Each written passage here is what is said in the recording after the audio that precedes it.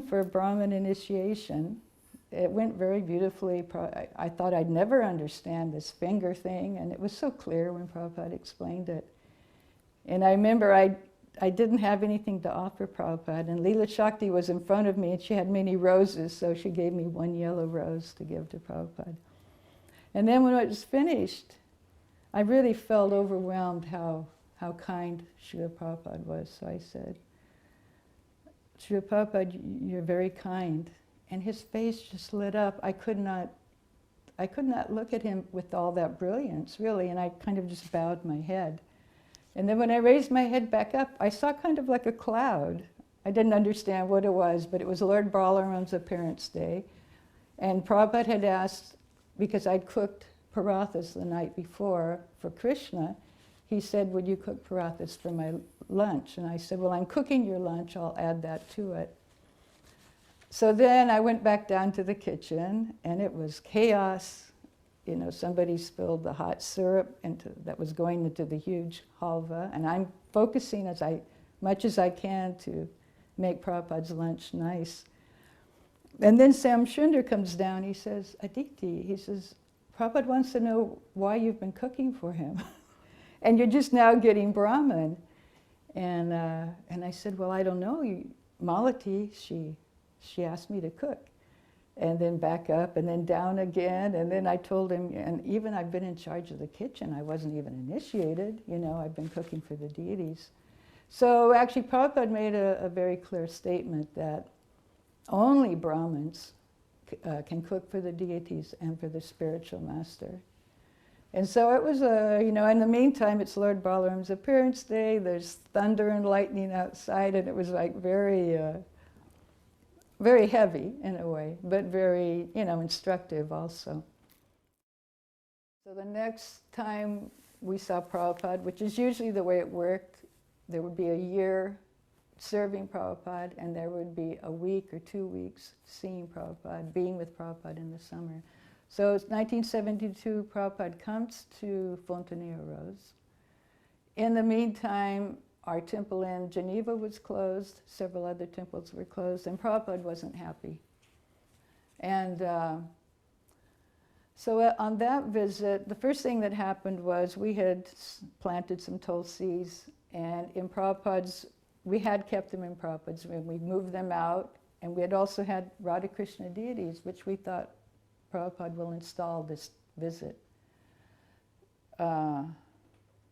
So what happened was, first thing, Prabhupada is walking through the tulsi, the room before his room, and he says, oh, who is this? And we all go, oh, Tulsi Prabhupada. Especially, I was very proud, you know, we had gotten Tulsi to come. And Prabhupada looks, he goes, oh, Tulsi's cousin. So before we knew it, all the so-called Tulsis were out in the yard. They weren't Tulsis, they were, I guess, a form of basil. Devotee from Africa had sent the seeds saying, these are Tulsi, we planted them, and every day doing Tulsi puja, the whole thing. But the second thing that happened was Prabhupada was upset about this temple being closed, and I was feeling somewhat responsible. So I was cleaning Prabhupada's room, and he went out for a walk. And I had a big pile of dirt right, not a big pile, but a pile of dirt right by the doorway. And within 10 or 15 minutes after I started, Prabhupada was coming back. I guess he wasn't feeling well. So he came up the stairs, he looked at the little pile, and he said, you can continue. And it was a very small room. I felt very conscious about being so close to Prabhupada. But what was going on in my head was, should I talk to Prabhupada about, you know, the relationship between husband and wife, following regulative principles? You know, it was very disturbing, the whole thing to me. And it went back and forth in my head. I'm alone with Prabhupada, I should ask him. And I couldn't bring myself to ask him. And then the next thing I know, Prabhupada asked if I could hand him the beads from the radiator, because there were initiations that day. So I picked up the beads and I looked down, and Prabhupada was sitting very low. I handed them to him, and Prabhupada looked up and he said, and I knew this was the moment I could talk to him.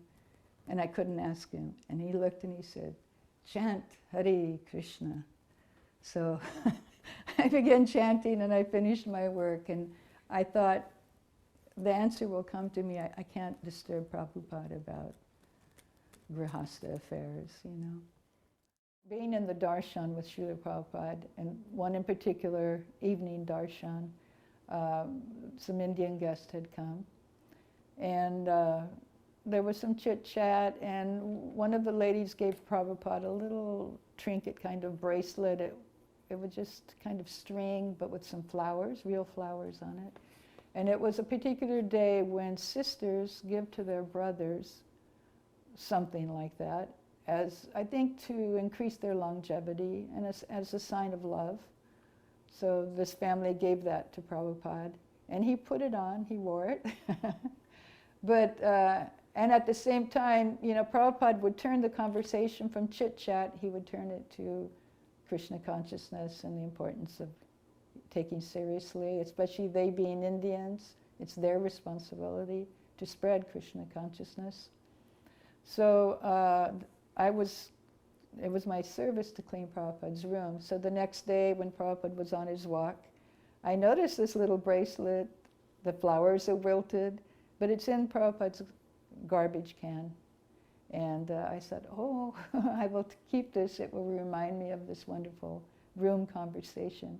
And that story, and in the next one I'm going to tell, Prabhupada and his room conversations, it was always to teach us how to preach. That was always the feeling I got. I never said anything, I just listened and took it all in. But another example was in Paris. We had two elderly people coming, and nobody took very much time. They weren't going to move into the temple and be devotees, and we put it up on our scorecard, we made a devotee. But Prabhupada, this one evening, he invited both of them, Mr. Wagner, and I don't remember the lady's name, to sit right down in front of him, and we were all in the back. And just one thing after the other, he's preaching to them. Now they're at the last stage of their life. Now is the time to become Krishna conscious. And actually, Mr. Wagner, he was chanting 16 rounds. He started going to Vrindavan every year. And but it was also to teach us, don't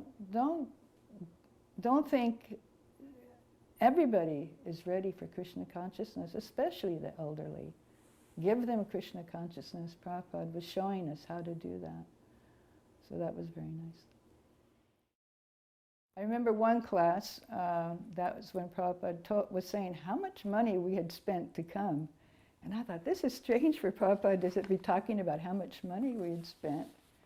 And he calculated how many we were and how much it cost. I think he came up with $200,000 we had spent to come to Vrindavan.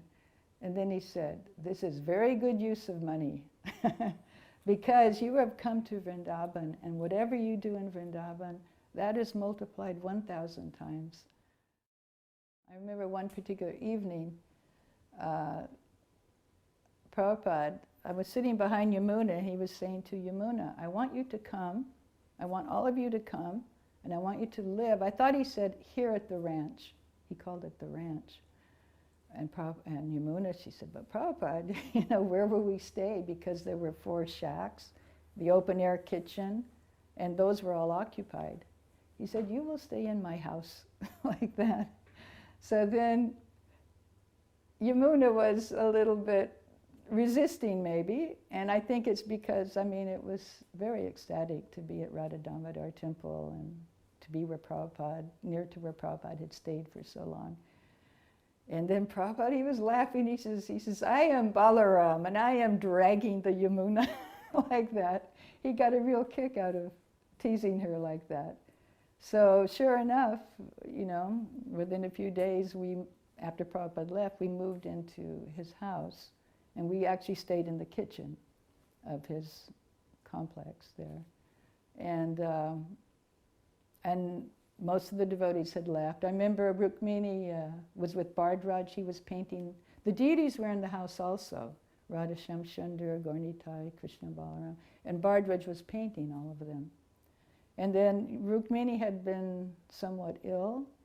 And so he had said, now I think, you should go, the two of you, you should go back to the States when he's finished painting.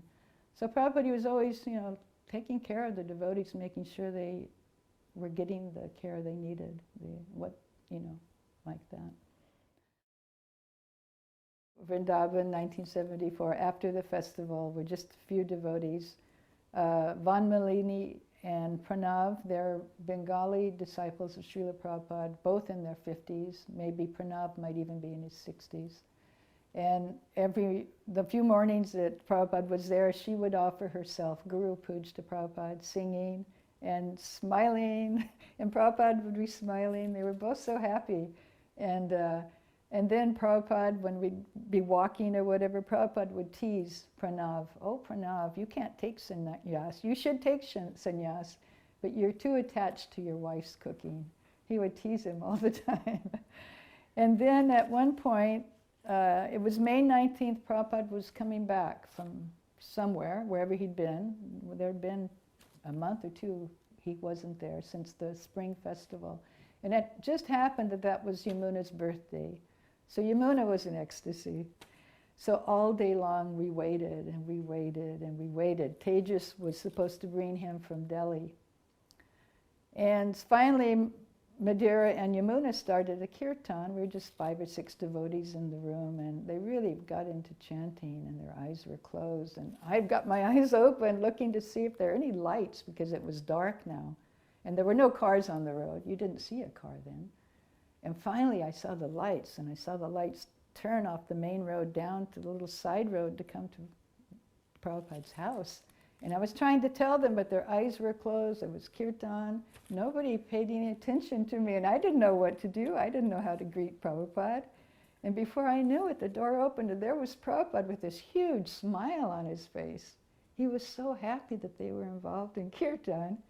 And he just they kind of were so surprised to see Prabhupada there. And with Prabhupada came his first disciple, who was a Sanskrit scholar. Somebody knows his name, I don't know his name. And I think his wife and Tejas, who had driven down. And it was already 9 o'clock at night, something like that. So Prabhupada sat down in his chair, and he was very happy. And he said, now I want full prasad, he said, for myself and for my guest. So, and he wanted it in 45 minutes. And I thought, 45 minutes? That's impossible. But Madhura and I helped Yamuna and Vanmalini. We were the vegetable cutters. And with the pressure cooker, help. There was full prasad, dal, rice, sabji, chapatis, the whole thing for Prabhupada and his guests. And Prabhupada was very pleased with how they had done that. And I don't know if it was during this time, but at one point, Yamuna didn't understand that I had seen Prabhupada all these other times. When she left London, Prabhupada hadn't come. So at some point, Yamuna says, oh, Aditi, I'm going to take you in and introduce you to Prabhupada. And I kind of said, well, I felt a little funny.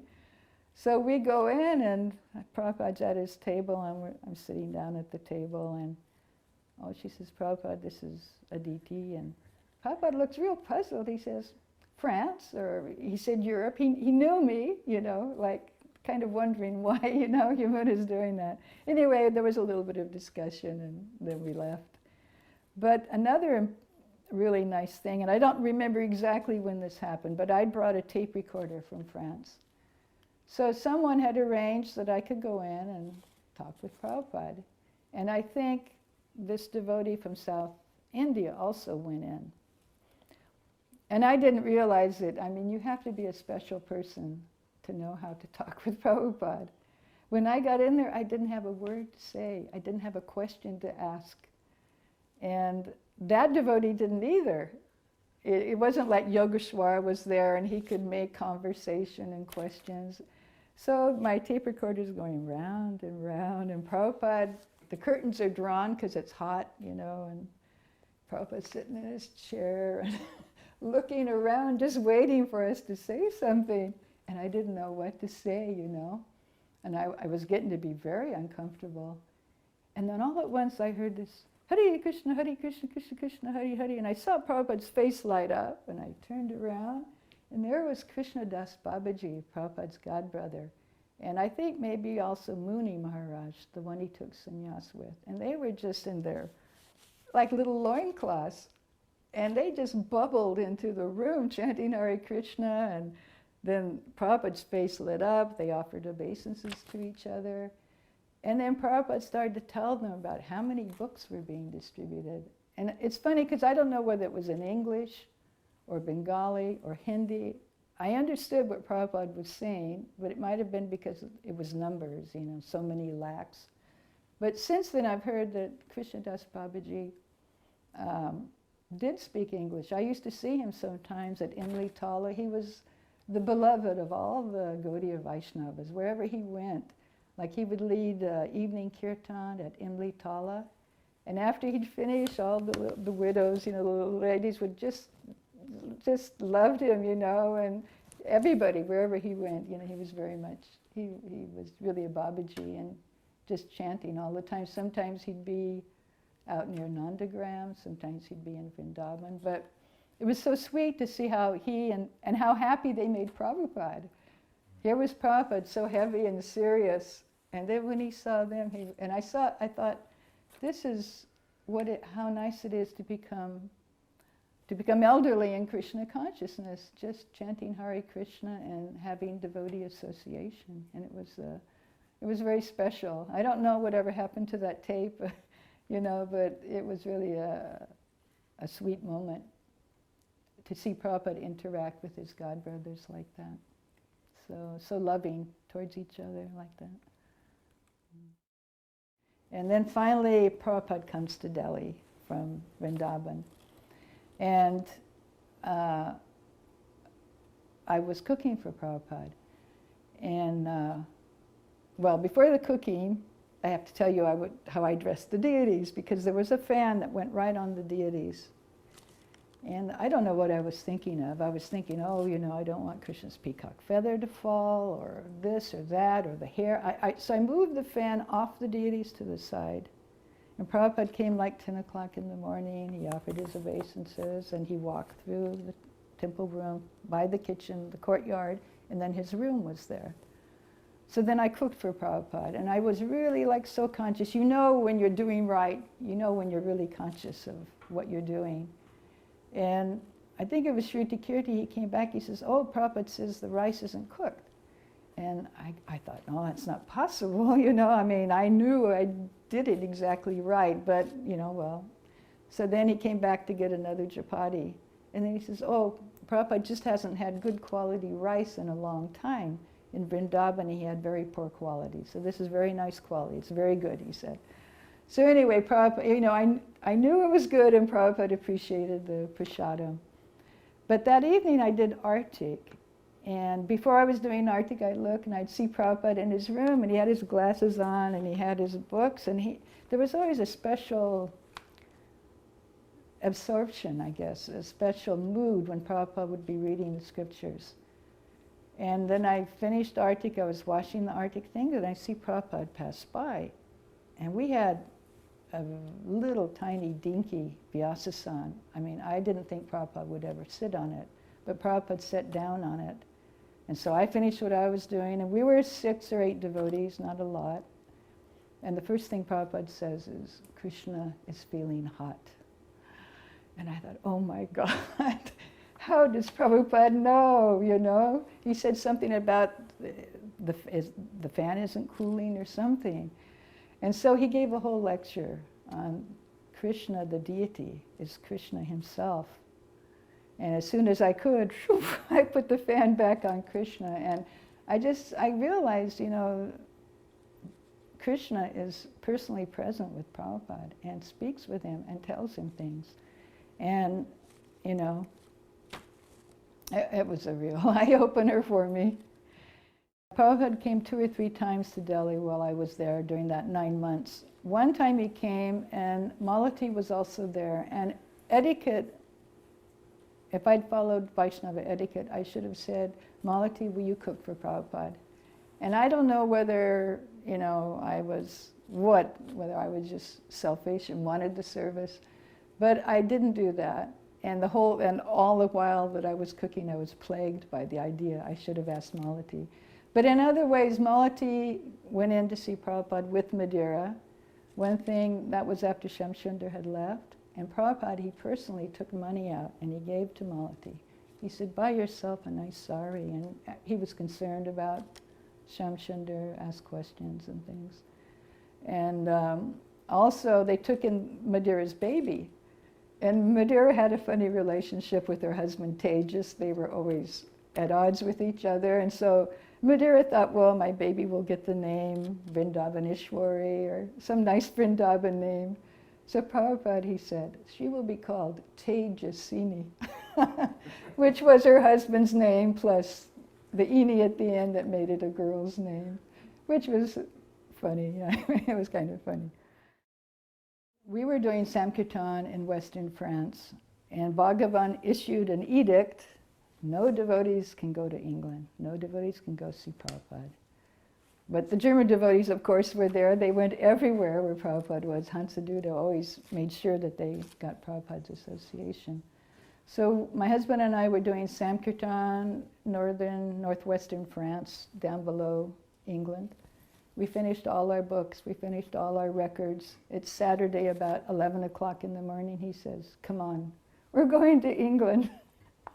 So we got on a boat. We took 4 or 5 hours. We got finally to the manor. It's evening time, and they say, well, you know, Prabhupada's not coming down usually. You know, he's had an operation. He hasn't been down for a week even. And then there was no way we were going to ask, you know, can we please go inside? And, you know, we just didn't do those kind of things. So the next morning after Mangal Artik, I was saying my Gayatri in the woman's japa room, which is next to the temple, and just below the room where Prabhupada is. And there was a picture of Prabhupada, and I'm saying my Gayatri, and I am praying with every inch of my being. You know, I wanted to see Prabhupada. Needed to see Prabhupada. Anyway, I finished my Gayatri, and then there's just like rustle. It's like a transcendental something, and you know, something has changed. And so they said, oh, Prabhupada, he's going to come down this morning. But it won't be till like 9 or 9:30. So Ganga and Nada, they would always go out and find roses to make garlands for Prabhupada. He said, oh, Aditi, would you like to make a garland for Prabhupada? So I said, oh, yes. So you had to make it petal by petal. You couldn't put a whole rose. They were too heavy for him, just one little petal at a time. So all during class, I'm shaking and making that garland. And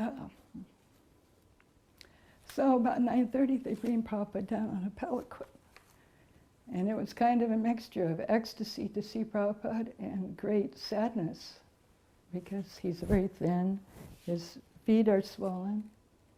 And he's on the palanquin, and they place him on the Vyasasana, and we have Guru Puj, but there's this heaviness about everything. And not a word was spoken except Jai Prabhupada like that. And Prabhupada the whole time, he was like this. And afterwards they, you know, take him off the Vyasasana, and we're all chanting Jai Prabhupada, Jai Prabhupada. And we're also like this, and everybody's crying, Prabhupada and us too. And then he goes back up backwards, so we see him back up to his room. And I didn't know it, but that was the last time. And it was like saying goodbye. Goodbye and thank you.